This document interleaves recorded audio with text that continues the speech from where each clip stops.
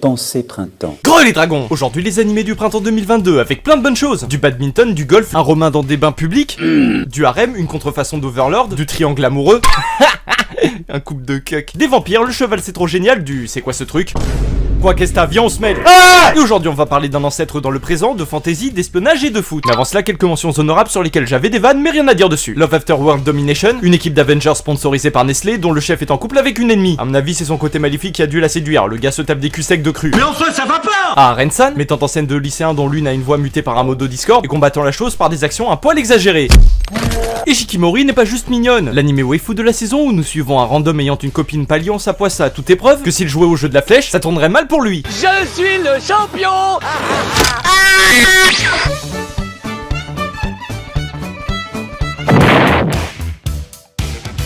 Nous suivons Koumei, Kongbing, Zhugliang, China Chad, on va l'appeler Koumei, est un stratège militaire chinois ayant réellement existé et souhaitant sur son lit de mort se réincarner dans un monde pacifique, veut exaucer en arrivant dans le nôtre, ce qui est pas le meilleur choix dernièrement. C'est pas du tout le cas, je suis lucide. Oh merde! Après avoir atterri dans un carnaval d'Halloween et découvert les joies de l'alcoolisme, il tombera sur une prestation musicale de Echo, jeune femme voulant devenir chanteuse, ce qui subjuguera Koumei se décidant à l'aider dans le plus grand des dévouements. Et comment vous allez me dire? Bah allez savoir, entre fucker la timeline façon sorcier suprême et s'adapter au 21e siècle après avoir réinventé le métier de barman, le gars il te tape des stratégies de guerre historique pour remplir des salles de concert. Donc crois-moi, si tu le contraries, il peut ruiner ton public. Je me faisais du sushi! Écoute-moi bien, toi, espèce de petit enculé. Vous me le bannez, lui. Je veux savoir ce que vous foutez, les modos. Bannez-moi tous ces connards là. Comme vous avez pu le remarquer, c'est un anime tranche de vie complètement sans prise de tête dans son concept, arborant un protagoniste issu du passé, isékaïsé dans le présent. Bon, même si c'est assez bizarre qu'en une semaine le gars connaisse mieux les rouages du monde de la musique, tout comme qu'il se soit vite adapté au 21e siècle. Comme ça me fait bander. Mais quoi qu'il en soit, l'œuvre sait rebondir de situation en situation, avec les plans farfelus de Koumei, le tout en plaçant des rêves de zinzin, le gars c'est un variant de Vincent Macario et sa YouTuber Academy, mais avec de vrais résultats. Et tout ce bordel saura prendre son calme avec les moments de doute de Echo, paniqué à l'idée d'être écrasé par ce milieu impitoyable. Et ça, je peux tout à fait comprendre. On ne sait pas par quelle fourberie on peut être confronté, attendez, qu'est-ce que... J'ai tout simplement beaucoup trop d'amour en moi.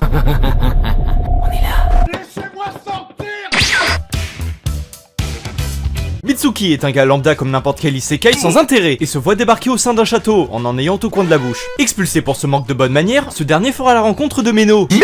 Meno, Ta gueule! une jeune prêtresse lui dévoilant que les isékaïsés dans son genre sont littéralement appelés des paumés, surnom donné au vu de son accoutrement, donc soit elle l'a pris pour un étudiant en fac d'art, soit c'est un discours très rassemblement national. Et ces fameux perdus viendraient apparemment tous du Japon. Oh, comme c'est bizarre. C'est alors que Meno ira mettre Mitsuki en lieu sûr dans une église en aussi bon état que l'arrière d'un frigo du Crous. Là c'est l'acharnement. Et c'est après que le gars ait débloqué des pouvoirs dans une rêve party buggée du multivers qu'il se rendra compte qu'il était visiblement à Londres. Avoir sur soi une arme blanche est illégal mais fréquent chez les jeunes. Bref, adieu le charisme d'huître, Meno s'improvise protagoniste et a pour rôle d'éliminer les perdus. Ça fait trop de coïncidences là. T'es raciste! Oui. Mais c'est alors qu'elle fera la rencontre de Akari, une perdue se révélant immortelle. Et ça nous fait un nouvel isekai original cette saison, déjà que l'animation des effets visuels et des combats est qualitative, en plus d'une utilisation ingénieuse de la CGI, cet isekai se démarque de par sa protagoniste, n'étant pas une personne téléportée, mais une originaire du monde fantastique. Monde ayant subi moult cataclysmes suite au pouvoir dangereux des perdus. Et quand je vois que ça parle d'épée du sel, j'espère que c'est pas un foreshadowing du voyage en Corée de Sardoche. Et le contre-pied est total côté protagoniste, car en effet, Meno est porté d'un objectif dénué de noblesse, son voyage consistant à exécuter sa nouvelle fréquentation. Et malgré son allure sympathique, elle ira pas de main morte pour les meurtres de sang-froid. Et t'as vu, main morte, meurtre, haha, trop drôle.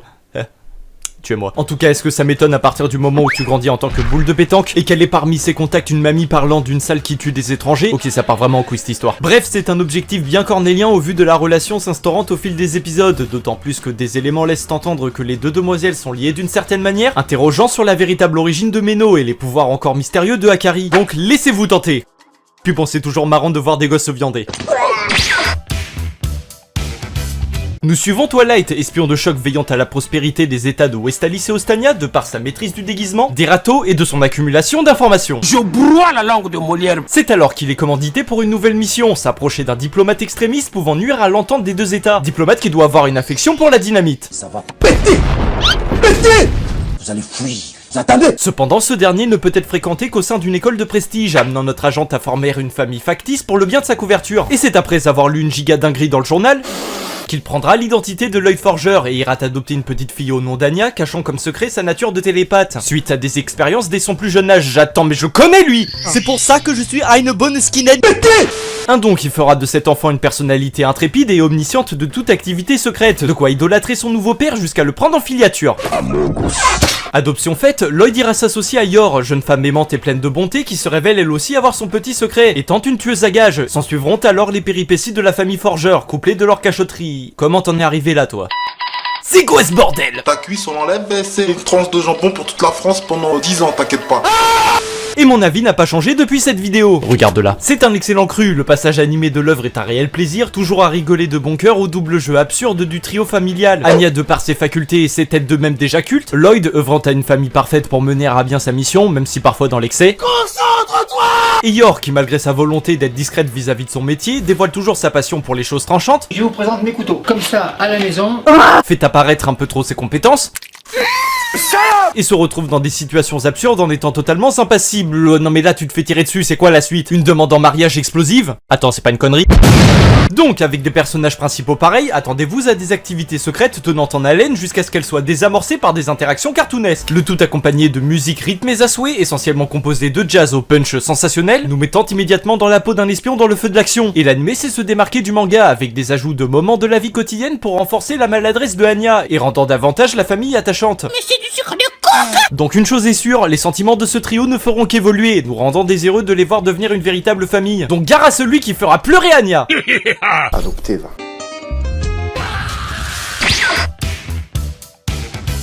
Ashito Aoi est un hyperactif notoire, passionné de football et ayant multiplié les renvois de club à se la jouer perso. En fait, j'ai juste voulu voir si... Non, tu dégages! Et c'est alors qu'il était dans un club acceptant son tempérament qu'il ira nous faire une finale de 2006. De putain, je la baisse. Masterclass, c'est le top. Moi je dis Hagra. C'est après qu'un mystérieux individu tout droit sorti du PMU du coin ira l'interpeller, lui proposant de prendre son avenir en main pour révolutionner le football japonais aux yeux du monde. En effet, ce type se nomme Tatsuya Fukuda, individu à l'accent fulgurant. Wow, vous parlez espagnol? Ah, et entraîneur dans un prestigieux club, visant à se hisser parmi les plus grands, confrontant notre héros au monde impitoyable de l'élite sportive, et peut-être sa véritable nature. Elle dit tout à l'heure, il me chamboule. J'ai dit... Manga récemment édité en France, c'est un animé de sport donnant un coup de fraîcheur cette saison, de par son côté instructif pour les non-initiés à cette discipline, au travers d'un protagoniste étant novice sur les bases précieuses du ballon rond, et d'un autre côté nous dévoile un football à l'état cru, exposant la dure réalité des sélections vers l'excellence, exigeante et rigoureuse, de quoi fracturer le moral de certains. Et si tu y survis mentalement, tes aînés iront vite te rattraper. Eh, de 1, quand tu parles, tu pégayes. De 2, tu me parles de 1m20, je sais pas, tu fais quelle taille, je fais 1m82, je fais bosser ta grand-mère. C'est pas très sympa. Est-ce que tu comprends ça? L'œuvre se façonne de matchs très shonen pour notre plus grand plaisir, mais sera alternée avec des phases plus émotives, liées à la séparation de Aoi et sa famille pour ce nouveau départ. Mais pas de panique, rien ne l'arrête. Le man est survitaminé et surmotivé, au point de péter son intégrité physique. T'es une merde! Une merde? Non, c'est impossible. C'est indigne de mon statut de héros de shonen. Je dois me ressaisir. Je veux la gagner cette coupe! What the fuck?